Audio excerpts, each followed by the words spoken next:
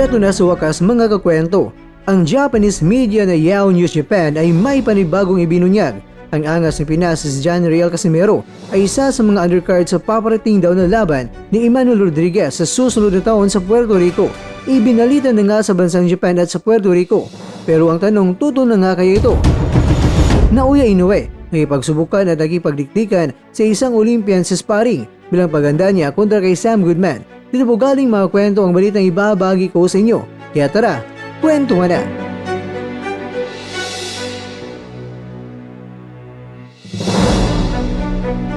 Hindi lang ang bansang Puerto Rico ang nagbalita na itong si Casimero ay may laban ngayong March 25 sa bansang Puerto Rico, dahil pati na rin ang bansang Japan ay nagbalita na rin ito at talagang ibinunyag nila na itong si Casimero ay kakasahan itong si Abimael Ortiz na 28 anyos at rank 15 sa World Boxing Association para sa super bantamweight na salpukan.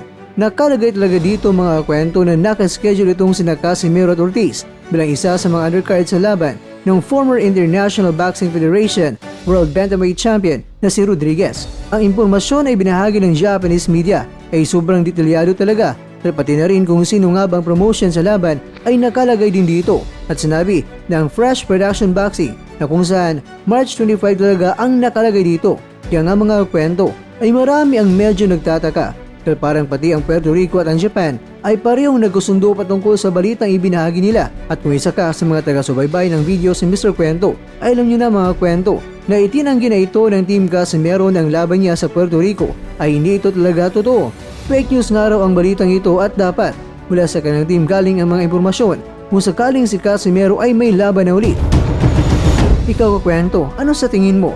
Bakit bigla na lang naisali sa balita ng bansang Puerto Rico ang laban ni Casimero sa kanila? Hindi rin natin alam na baka nagpapahype lang ang kanilang rising star doon para pansinin ni Casimero. Pero ganun pa man, sa ngayon ay medyo ini-enjoy muna ni Casimero ang kanyang bakasyon habang naghihintay ng paparating na laban na alam naman natin mga kwento na may tulong na ipapabot ng ninong ng bayan na si Sir Chavy Singson. Kaya baka hype lang ito ng Puerto Rico. Kaya hintayin na lang natin mga kwento ang opisyal na pahayag ng Team Casimero patungkol sa susunod na makakalaban niya. Samantala, ang halimaw ng Japan ay nagkipagpukpukan sa isang Japanese Olympian na si Shuhei Harada. Si Harada mga kwento ay sumali ito sa men's boxing sa 57 kg sa nakarang Paris Olympics. At ayon kay Inoue, mas dadamihan pa niya ang mapagsabak sa sparring habang may pagkakataon pa siya para makapaganda ng lubusan kay Goodman.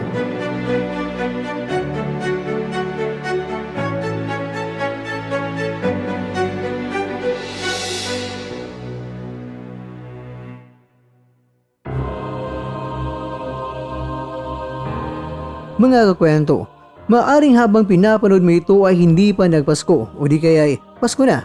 Kaya naman, maligayang Pasko po sa lahat in advance o di kaya ay maligayang Pasko na po sa inyong lahat. Mga kakwento, maraming salamat sa suportang tunay. Maligayang Pasko po sa bawat isa. Pag-ibig at saya ay maghari sa buhay. Naway ang Pasko na ito ay magdulot ng pag-asa at kaligayahang walang kapantay.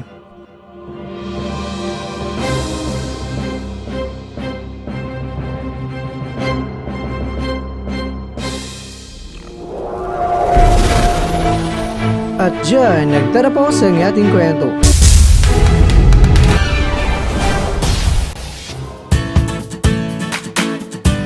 Maraming salamat mga kakwento sa inyong panonood.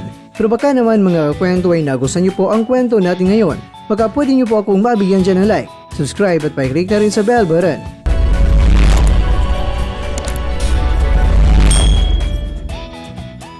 Pero bago tayo matapos mga kwento ay syempre, shoutout po muna tayo dyan sa ating mga kakwento. Kay kakwentong Buko Wakin Ren, kay kakwentong Alvin Colaste, kay kakwentong Birth Pain, at ikaw kakwentong nanonood ngayon, shoutout sa'yo dyan.